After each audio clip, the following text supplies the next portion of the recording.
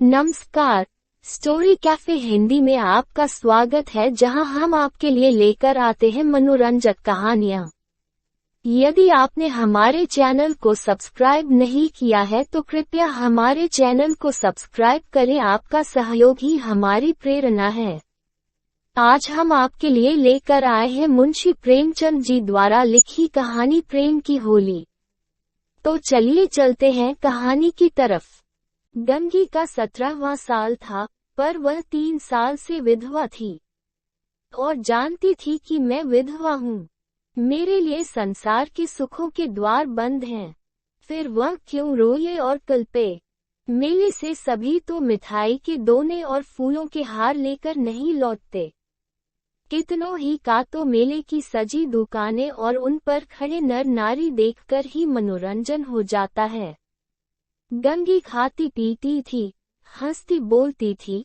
किसी ने उसे मुंह लटकाए अपने भाग्य को रोते नहीं देखा। घड़ी रात को उठकर गोबर निकालकर गाय बैलों को सानी देना, फिर उपले पाथना उसका नित्य का नियम था। तब वह अपने भैया को गाय दुहाने के लिए जगाती थी। फिर कुएं से पानी लाती, चौके का धंधा शुरू हो जाता। गांव की भावजे उससे हंसी करती, पर एक विशेष प्रकार की हंसी छोक सहेलियां ससुराल से आकर उससे सारी कथा कहती, पर एक विशेष प्रसंग बचाकर। सभी उसके वैधव्य का आदर करते थे। जिस छोटे से अपराध के लिए उसकी भावज पर घुड़कियां पड़ती, उसकी माँ को गालियां मिलती, उसके भाई पर मार पड़ती, वह उसके लिए क्षम्य था। जिसे ईश्वर ने मारा है उसे क्या कोई मारे। जो बातें उसके लिए वर्जित थीं उनकी ओर उसका मन ही न जाता था। उसके लिए उसका अस्तित्व ही न था। जवानी के इस उमड़े हुए सागर में मतवाली लहरें न थीं, डरावनी गरज न थी, अचल शांति का साम्राज्य था। होली आई, सब ने गुलाबी साड़ियां पहनी, गंगी की साड़ी न रंगी गई। माँ ने पूछा, बेटी तेरी साड़ी भी रंग दूं? गंगी ने कहा, नहीं अम्मा, यूं ही रहने दो। भावज ने फाग गाया, वो पकवान बनाती रही, उसे इसी में आनंद था। तीसरे पहर दूसरे गांव के लोग होली खेलने आए। यह लोग भी होली लौटाने जाएंगे। गांवों में यही परस्पर व्यवहार है। मैकू महतो ने भांग बनवा रखी थी, चरस गांजा माजूम सब कुछ लाए थे। गंगी ने ही भांग पीसी थी, मीठी अलग बनाई थी, नमकीन अलग। उसका भाई पिलाता था, वह हाथ धुलाती थी। जवान सिर नीचा के पीकर चले जाते। बूढ़े गंगी से पूछ लेते, अच्छी तरह हो ना बेटी, या चुहल करते, क्यों री गंगिया भावज तुझे खाना नहीं देती क्या, जो इतनी दुबली हो गई है। गंगिया हंसकर रह जाती। देह क्या उसके बस की थी। न जाने क्यों वह मोटी हुई थी। भांग पीने के बाद लोग फाग गाने लगे। गंगिया अपनी चौखट पर खड़ी सुन रही थी। एक जवान ठाकुर गा रहा था। कितना अच्छा स्वर था, कैसा मीठा। गंगिया को बड़ा आनंद आ रहा था। माँ ने कई बार पुकारा, सुन जा। वह न गई। एक बार गई भी तो जल्दी से लौट आई। उसका ध्यान उसी गाने पर था। न जाने क्या बात उसे खींचे लेती थी, बांधे लेती थी। जवान ठाकुर भी बार बार गंगिया की ओर देखता और मस्त होकर गाता। उसके साथ वालों को आश्चर्य हो रहा था, ठाकुर को यह सिद्धि कहाँ मिल गई। वह लोग विदा हुए तो गंगिया चौखटे पर खड़ी थी। जवान ठाकुर ने भी उसकी ओर देखा और चला गया। गंगिया ने अपने बाप से पूछा, कौन गाता था दादा? मैकू ने कहा, कोठार के बुद्धू सिंह का लड़का है, गरीब सिंह। बुद्धू रीति व्यवहार में आते जाते थे। उनके मरने के बाद अब वही लड़का आने जाने लगा। गंगी यहाँ तो पहले पहल आया है। मैकू, हाँ, और तो कभी नहीं देखा। मिजाज बिल्कुल बाप का सा है और वैसी ही मीठी बोली है। घमंड तो छू नहीं गया।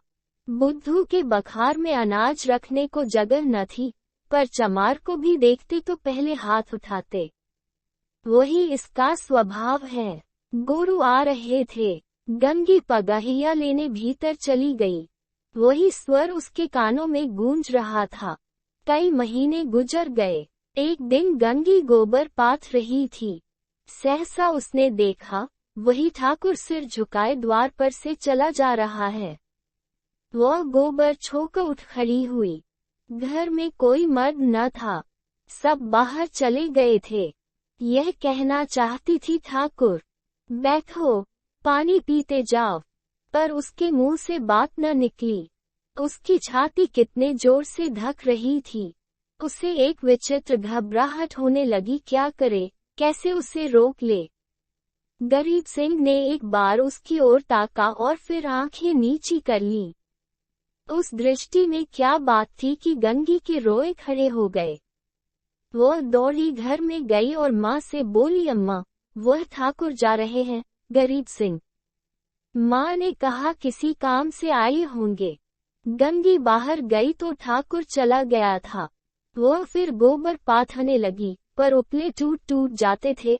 आप ही आप हाथ बंद हो जाते, मगर फिर चौंक कर पाथने लगती, जैसे कहीं दूर से उसके कानों में आवाज आ रही हो। वही दृष्टि आंखों के सामने थी।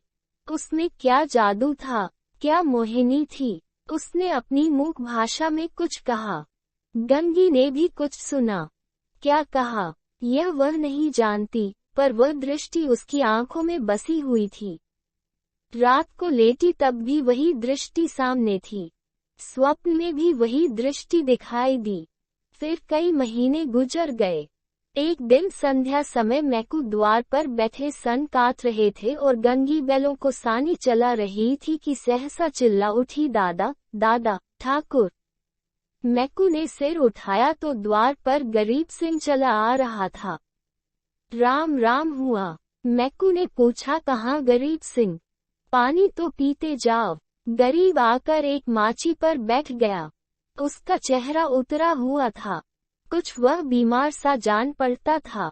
मैकू ने कहा, कुछ बीमार थे क्या? गरीब, नहीं तो दादा। मैकू, कुछ मुंह उतरा हुआ है, क्या सूद ब्याज की चिंता में पड़ गए? गरीब, तुम्हारे जीते मुझे क्या चिंता है दादा। मैकू, बाकी दे दी न? गरीब, हाँ दादा, सब बेबाक कर दिया। मैकू ने गंगी से कहा, बेटी जा, कुछ ठाकुर को पानी पीने को ला। भैया हो तो कह देना चिलम दे जाए। गरीब ने कहा, चिलम रहने दो दादा, मैं नहीं पीता। मैकू, अब की घर ही तमाकू बनी है, सब आग तो देखो, पीते तो हो। गरीब, इतना बेअदब न बनाओ दादा, काका के सामने चिलम नहीं छुई, मैं तुमको उन्हीं की जगह देता हूँ। यह कहते कहते उसकी आंखें भर आईं। मैकू का हृदय भी गदगद हो उठा। गंगी हाथ की टोकरी लिए मूर्ति के समान खड़ी थी। उसकी सारी चेतना, सारी भावना गरीब सिंह की बातों की ओर खींची हुई थी। उसमें और कुछ सोचने की और कुछ करने की शक्ति न थी। ओह, कितनी नम्रता है, कितनी सज्जनता, कितना अदब। मैकू ने फिर कहा, सुना नहीं बेटी, जाकर कुछ पानी पीने को लाओ। गंगी चौंक पड़ी, दौड़ी हुई घर में गई। कटोरा मांजा, उसमें थोड़ी सी राब निकाली, फिर लोटा गिलास मांझकर शरबत बनाया। माँ ने पूछा, कौन आया है गंगिया? गंगी, वह है ठाकुर गरीब सिंह। दूध तो नहीं है अम्मा, रस में मिला देती। माँ है, क्यों नहीं, हाड़ी में देख। गंगी ने सारी मलाई उतार कर रस में मिला दी और लोटा गिलास लिए बाहर निकली। ठाकुर ने उसकी ओर देखा। गंगी ने सिर झुका लिया। यह संकोच उसमें कहाँ से आ गया? ठाकुर ने रस लिया और राम राम करके चला गया। मैकू बोला, कितना दुबला हो गया है। गंगी, बीमार है क्या? मैकू, चिंता है और क्या, अकेला आदमी है, इतनी बड़ी गिरस्ती, क्या करे? गंगी को रात भर नींद नहीं आई। उन्हें कौन सी चिंता है? दादा से कुछ कहा भी तो नहीं, क्यों इतने सकुचाते हैं? चेहरा कैसा पीला पड़ गया है। सवेरे गंगी ने माँ से कहा, गरीब सिंह अब की बहुत दुबले हो गए हैं अम्मा। माँ, अब वह बेफिक्री कहाँ है बेटी? बाप के जमाने में खाते थे और खेलते थे, अब तो गिरस्ती का जंजाल सिर पर है। गंगी को इस जवाब से संतोष न हुआ। बाहर जाकर मैकू से बोली, दादा, तुमने गरीब सिंह को समझा नहीं दिया, क्यों इतनी चिंता करते हो? मैकू ने आंखें फाका देखा और कहा, जा अपना काम कर। गंगी पर मानो वज्रपात हो गया। वह कठोर उत्तर और दादा के मुंह से। हाय, दादा को भी उनका ध्यान नहीं, कोई उसका मित्र नहीं, उन्हें कौन समझाए? अब कि वह आएंगे तो मैं खुद उन्हें समझाऊंगी। गंगी रोज सोचती वह आते होंगे, पर ठाकुर न आए। फिर होली आई, फिर गांव में फाग होने लगा। रमणियों ने फिर गुलाबी साड़ियां पहनी, फिर रंग घोला गया। मैकू ने भांग, चरस, गांजा मंगवाया। गंगी ने फिर मीठी और नमकीन भांग बनाई। द्वार पर टाट बिछ गया। व्यवहारी लोग आने लगे, मगर कोठार से कोई नहीं आया। शाम हो गई, किसी का पता नहीं। गंगी बेकरार थी, कभी भीतर जाती, कभी बाहर आती। भाई से पूछती, क्या कोठार वाले नहीं आए? भाई कहता, नहीं। दादा से पूछती, भांग तो नहीं बची, कोठार वाले आवेंगे तो क्या पिएंगे? दादा कहते, अब क्या रात को आवेंगे, सामने तो गांव है, आते होते तो दिखाई देते। रात हो गई, पर गंगी को अभी तक आशा लगी हुई थी। वह मंदिर के ऊपर चढ़ गई और कोठार की ओर निगाह दौड़ाई। कोई न आता था। सहसा उसे उसी सिवाने की ओर आग दहकती हुई दिखाई दी। देखते देखते ज्वाला प्रचंड हो गई। यह क्या? वहां आज होली जल रही है। होली तो कल ही जल गई। कौन जाने वहां पंडितों ने आज होली जलाने की शायद बताई हो, तभी वे लोग आज नहीं आए, कल आएंगे। उसने घर आकर मैकू से कहा, दादा, कोठार में तो आज होली जली है।